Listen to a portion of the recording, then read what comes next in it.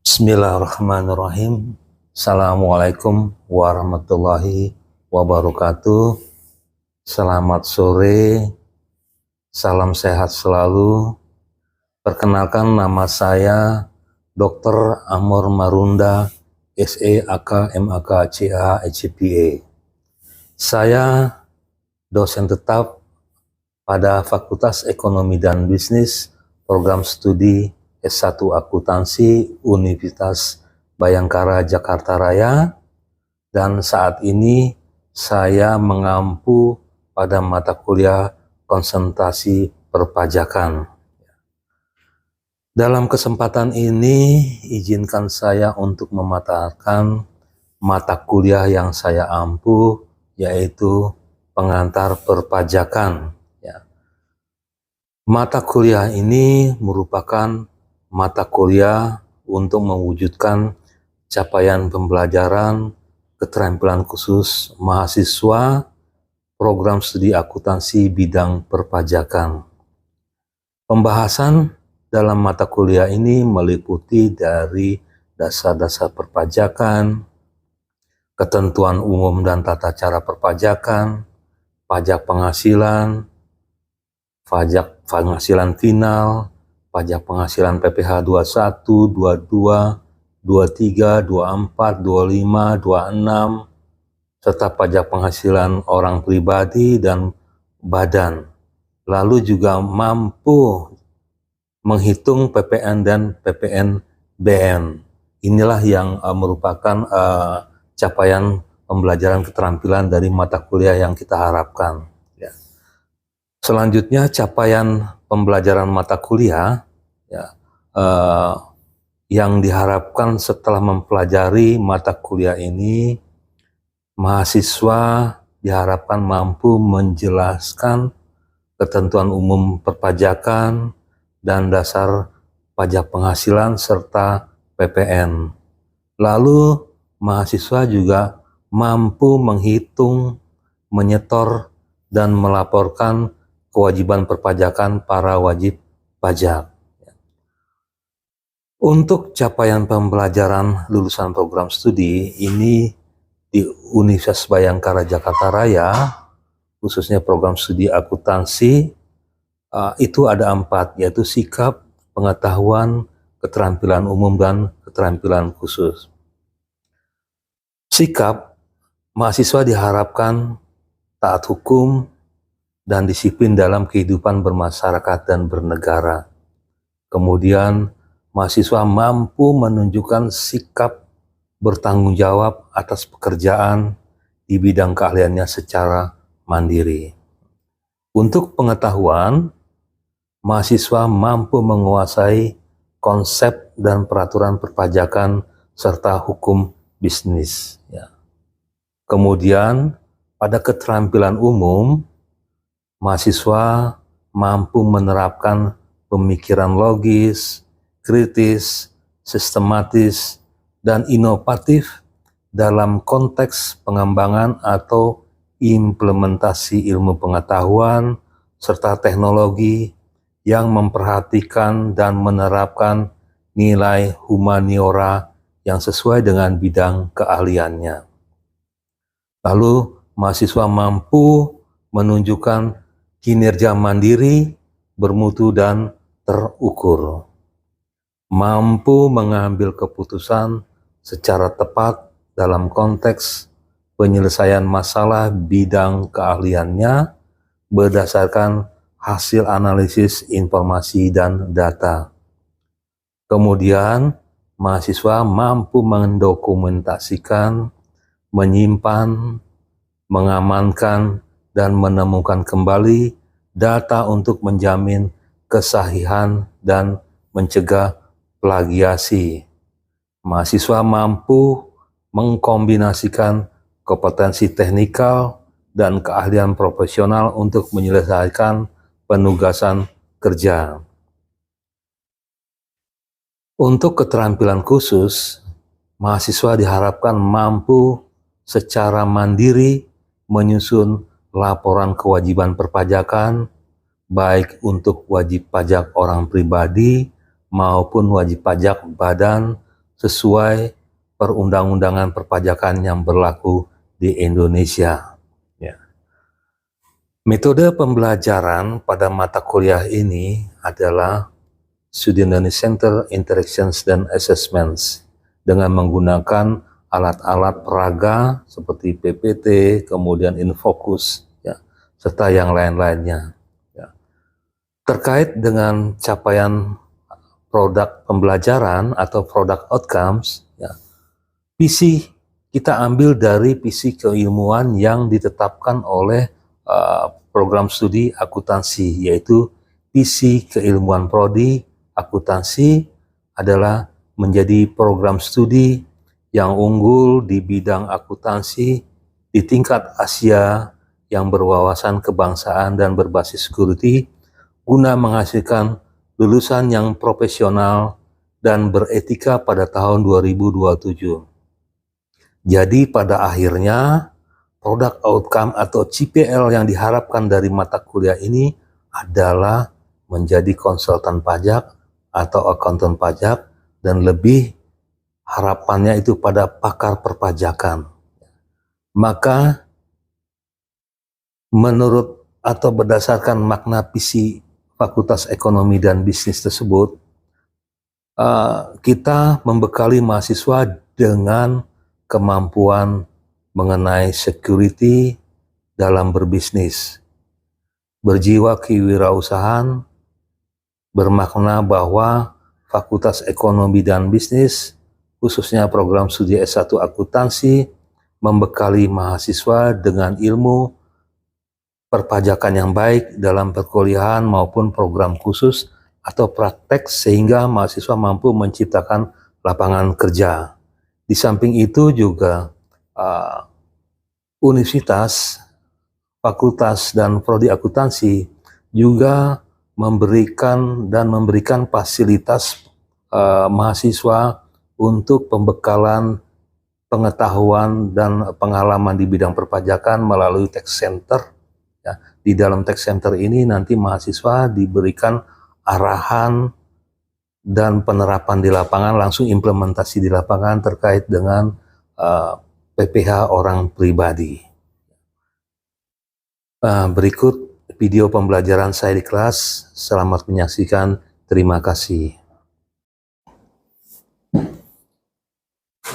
Baik, bismillahirrahmanirrahim. Assalamualaikum warahmatullahi wabarakatuh. Waalaikumsalam warahmatullahi wabarakatuh. Oke, selamat siang. Salam sehat dan tetap semangat ya untuk mahasiswa-mahasiswi semester 1 prodi akuntansi ya, S1 akuntansi. Kita melanjuti dari pembelajaran yang kemarin, tapi sebelum itu ada baiknya ketika kita melakukan sesuatu harus dimulai dengan berdoa agar apa yang kita pelajari mendapatkan manfaat dan syafaat. Jadi buat investasi akhirat kita. Tidak hanya belajar materi duniawi, nanti dampaknya ke akhirat. Ya baik, kita mulai berdoa. Berdoa dimulai.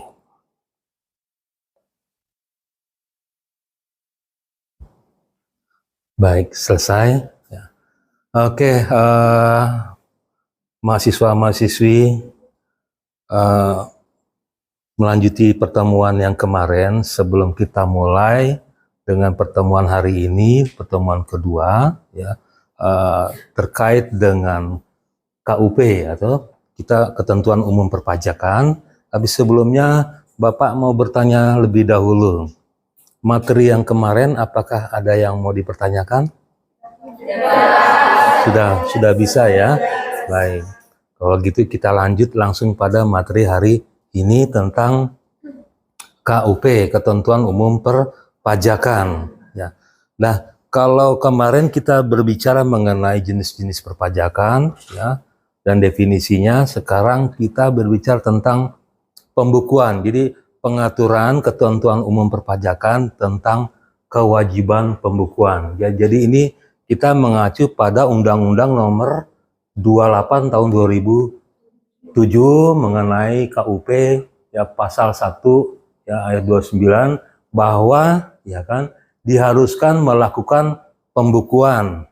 Jadi perusahaan itu, baik orang pribadi atau perusahaan, itu diwajibkan melakukan atau melaksanakan pembukuan sesuai dengan aturan perpajakan. Terus bagi wajib pajak yang telah memenuhi syarat subjektif atau objektif, ya, itu adalah poin penting di dalam KUP terkait dengan kewajiban pembukuan. Ya. Kemudian kalau kita lihat dari aturan yang pasal 28 Undang-Undang KUP, kita lihat di sini ya, definisinya tadi seperti yang telah Bapak jelaskan, wajib pajak orang pribadi yang melakukan kegiatan usaha atau pekerjaan bebas dan wajib pajak badan di Indonesia wajib menyelenggarakan pembukuan. Jadi ada dua nih, wajib pajak orang pribadi dan badan yang harus menyelenggarakan pembukuan. Ini pasal 28 ayat 1 Undang-Undang KUP. Ya, jadi kalau terkait dengan pasal tersebut, ya nanti kita akan gali lagi lebih dalam mana yang bisa dikategorikan sebagai wajib pajak yang harus atau yang diizinkan tidak melaksanakan pembukuan. Ya, next. Oke, jadi kalau kita lihat di sini ada pengecualian. Tadi ada dua wajib pajak, orang pribadi dan badan. Kemudian tadi ada pernyataan Bapak, ada pengecualian dan ada yang diwajibkan atau harus. Ya, siapa yang dikecualikan? Ya. Jadi kalau pasal 28 ayat 2 Undang-Undang KUP, yang dikecualikannya itu orang pribadi yang melakukan pekerjaan bebas. Sama contohnya apa? Ya kan, contohnya auditor, dokter, ya kan, melakukan pekerjaan bebas, ya kan, akuntan, ya, dia nanti mendapatkan bukti potong 1770 atau orang pribadi nanti, bukti potong 1721, kemudian dilaporkan di 1770. Jadi karena penghasilannya dalam 1 tahun kurang dari 4,8 M, ya. Artinya pasal 14 ayat 2 ya PPh nomor 36 tahun 2008 ini diatur, ya kan, untuk pekerjaan bebas ini kalau dia di bawah 4,8 itu dikecualikan dalam penyelenggaraan pembukuan. Begitu juga kegiatan usaha, contohnya kegiatan usaha. Ya misalnya orang pribadi ya, misalnya untuk kayak menjual itu sekarang makanan, restoran, ya, itu atau kegiatan-kegiatan misalnya punya usaha kecil menjual barang, ya itu kan ada kegiatan bebas ya, kegiatan usahanya itu. Nah itu kalau omsetnya di bawah 4,8 maka hilang, ya. Ini orang pribadi, ya, tidak atau orang yang nggak melakukan kegiatan usaha, orang pribadi, ya, karyawan itu kan pasti itu kan. Oke, lanjut ya. Kemudian di pasal 28 ayat 12 ini tentang kegiatan pencatatan. Kalau ada pembukuan berarti narasinya atau pengertiannya sama dengan pencatatan. Jadi kalau di akuntansi itu kan setiap ada pembukuan maka prosesnya melalui pencatatan, ya. Nah, ini mengatur tentang kegiatan pencatatan. Jadi di sini kita lihat harus lengkap dan benar, kemudian didukung oleh bukti ya atau dokumen ya yang menjadi dasar perhitungan peredaran usaha atau penerimaan bruto, ya, ini penghasilan bruto. Kemudian ini namanya omset ya. Penghasilan bukan objek pajak atau penghasilan yang dikenakan pajak secara final ya. Terus jangka waktu pencatatan meliputi jangka waktu 12 bulan. Kalau kita umumnya Indonesia 1 Januari sampai 31 Desember. Ini syarat pencatatan. Ini ada orang pribadi yang melakukan kegiatan usaha, ya kan. Kemudian orang pribadi yang tidak melakukan kegiatan usaha atau pekerjaan bebas, syarat pencatatannya ini, ya. Jadi kalau umumnya pembukuan tadi kan pengecualian ya, tidak harus membuat pembukuan pencatatan di bawah 4,8. Kalau di atas 4,8 maka kewajiban pencatatannya harus dilakukan, pembukuannya dengan model pencatatan seperti ini. Ya, jadi perlu dipahami itu pengecualian dengan kewajiban. Jadi dengan pembukuan dengan pencatatan sama dengan menggunakan satu bagian dari akuntansi. Setiap pembukuan maka melakukan proses pencatatan. Ya, lanjut. Ya. Nah, jadi proses pencatatan secara teratur untuk mengumpulkan data. Jadi seluruh transaksi ekonomi yang dikonversikan dalam akuntansi merupakan bukti data atau dokumen. Ya. Kemudian akan menghasilkan informasi keuangan. Itu kan akuntansi. Jadi akuntansi itu adalah informasi keuangan yang dihasilkan oleh para akuntan, baik akuntan perusahaan maupun eksternal accountant atau accountant public. Jadi nanti dia akan menghasilkan dari data tadi, dicatat, diproses, menghasilkan informasi keuangan. Itu namanya laporan keuangan. Biasanya meliputi, kan ada neraca, ada laba rugi, ya kan? Maka kalau neraca meliputi harta, kewajiban, ekuitas, ya. Di dalam posisi keuangan atau neraca, harta, kewajiban, dan ekuitas grupnya. Kemudian untuk laba rugi ada penjualan dan beban atau HPP. Ya, nanti di sini ada harga perolehan penyerangan barang jasa. Pada prinsipnya nanti di sini. Ini adalah pengertian dari rangkaian laporan keuangan. Jadi di sini ya menyusun laporan keuangan dari proses pencatatan tersebut. Next, ya. Jadi kewajiban pembukuan, ya kan, pasal 28 ayat 1 Undang-Undang KUP, Junto pasal 14 ayat 1 Undang-Undang PPH nomor 36 tahun 2008, ya, menjelaskan bahwa wajib pajak orang pribadi yang melakukan kegiatan usaha atau pekerjaan bebas peredaran bruto dalam 1 tahun lebih besar sama dengan 4,8, ya, ini wajib menyelenggarakan pembukuan atau wajib pajak badan. Wajib pajak badan itu perusahaan ya, itu memang wajib melaksanakan pembukuan. Ya, lanjut. Ya. Nah, jadi pembukuan harus diselenggarakan dengan cara atau sistem yang lazim di Indonesia. Kita pakai PSAK standarnya ya, kemudian dipadukan dengan peraturan perpajakan di Indonesia yang berlaku. Kita pakai pasal 28 ayat 7 Undang-Undang KUP nomor 28 tahun 2009 ya. Nah, ini adalah terkait dengan kewajiban pembukuan. Jadi ilustrasinya antara akuntansi dengan perpajakan merupakan satu kesatuan. Akuntansi, perpajakan, dan audit merupakan satu kesatuan.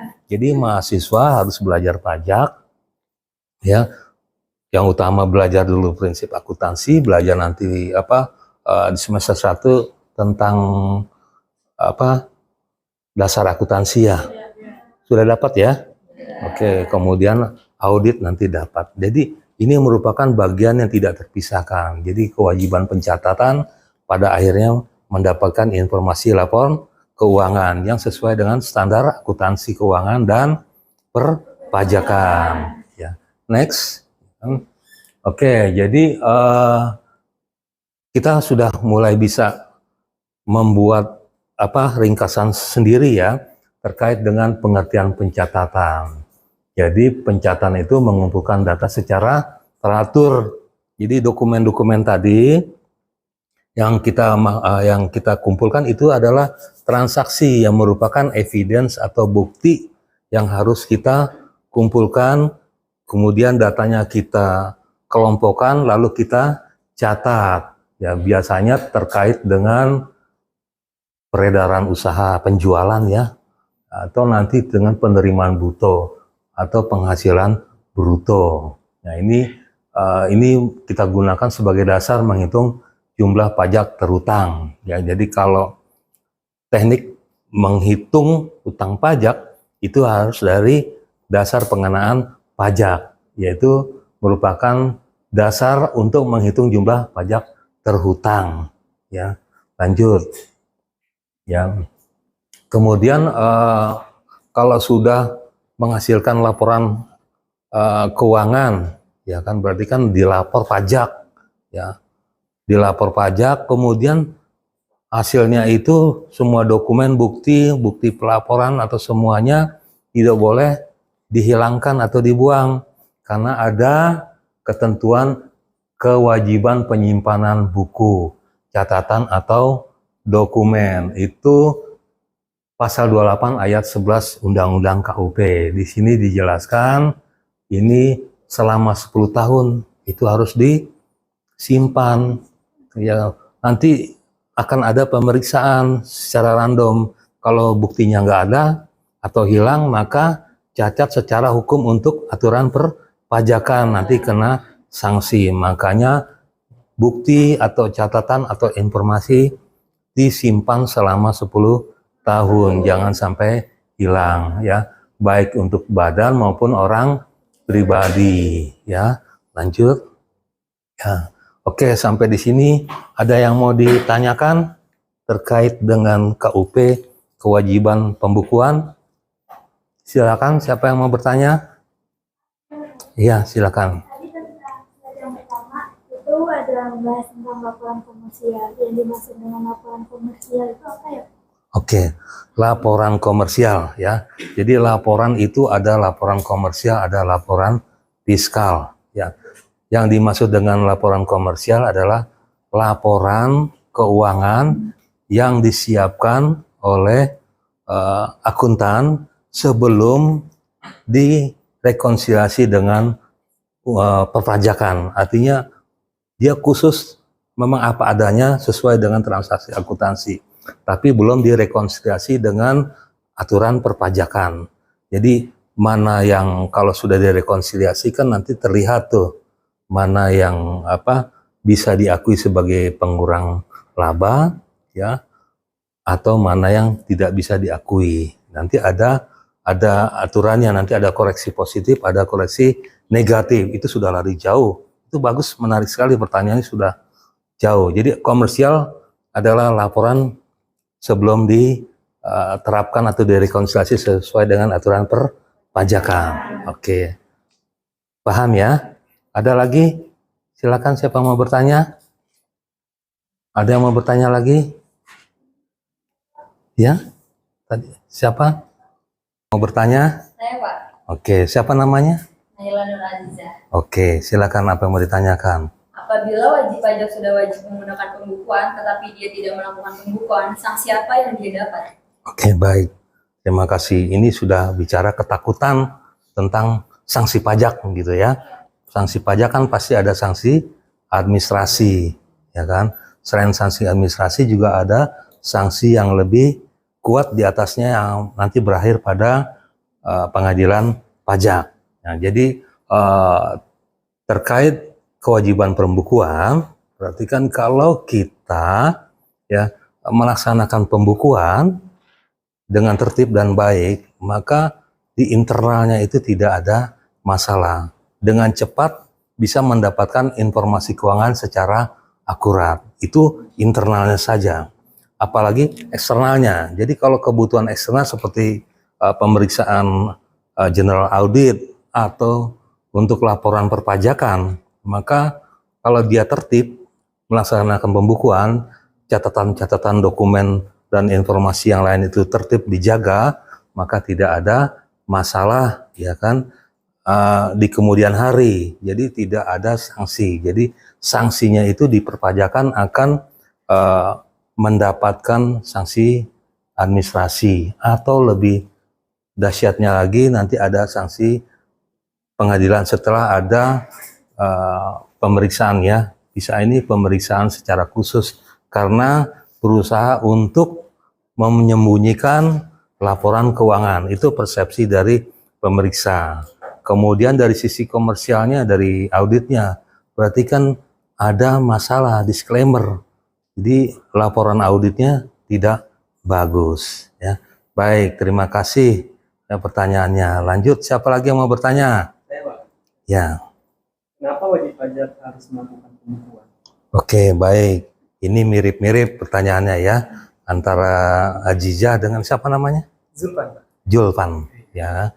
Jadi kenapa wajib pajak wajib melaksanakan pembukuan? Jadi tadi dijelaskan ya, dengan melaksanakan pembukuan yang baik, teratur dan tertib, maka masalah internal, kebutuhan informasi internal terkait dengan laporan keuangan itu bisa disajikan dengan cepat dan akurat.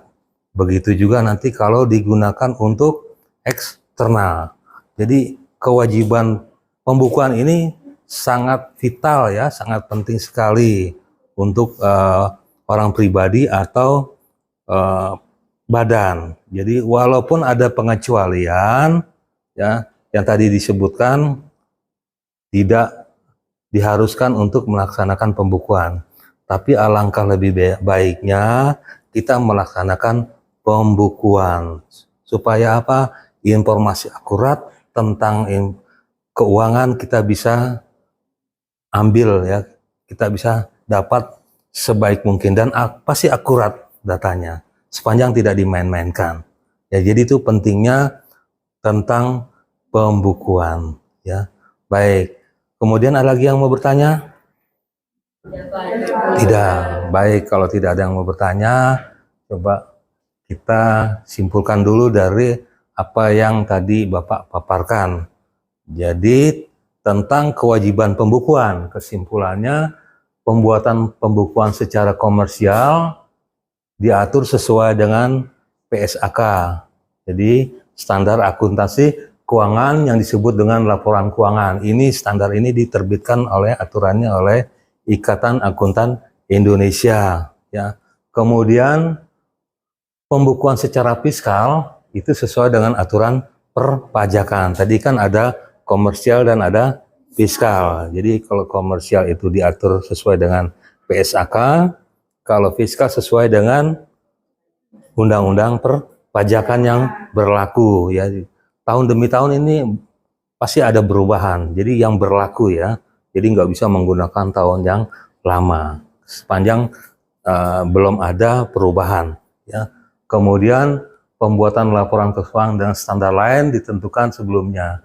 Ini di Indonesia kita masih mengadopsi 2. Nanti kalau sudah internasional dengan IFRS. Jadi diatur kemudian ini pengaturan mengenai laporan wajar ya kan. Jadi ada pasalnya ini ya, nanti IFRS, sementara kita pakai 2 ini dulu, PSAK dan undang-undang perpajakan. Jadi nanti kalau komersial apa yang dilaporkan oleh para akuntan di perusahaan tersebut ya, itu namanya laporan komersial, transaksi apa adanya. Kemudian setelah direkonsiliasi dengan undang-undang perpajakan, ya kan, maka hasilnya fiskal. Ya, nanti laporan audit itu pada umumnya mengacu pada laporan yang setelah dilakukan koreksi fiskal, ada koreksi positif dan ada koreksi negatif. Ya, baik. Sampai di sini kesimpulannya bisa dipahami ya, secara garis besar. Baik, lanjut. Berarti setelah itu kita ada tugas ya. Jadi mahasiswa diminta untuk membuat artikel singkat mengenai fungsi pajak, tujuan pajak, minimal 10 halaman ya. Ambil dari 10 artikel aja. Browsing di jurnal-jurnal, kemudian ambil 10 kutipan. Jangan lupa daftar pustakanya ya, diambil konsep definisinya. Kemudian dikumpulkan minggu depan sebelum pembelajaran dimulai, di email ke alamat email Bapak. Ya. Baik, ada lagi yang mau bertanya tentang tugas ini? Dah ya. Baik, kalau sudah jelas ya, maka Bapak akhiri pertemuan ini dengan mengucapkan alhamdulillahirobbilalamin. Mohon maaf lebih kurangnya. Wabillahi taufiq wal hidayah. Wassalamualaikum warahmatullahi wabarakatuh. Terima kasih.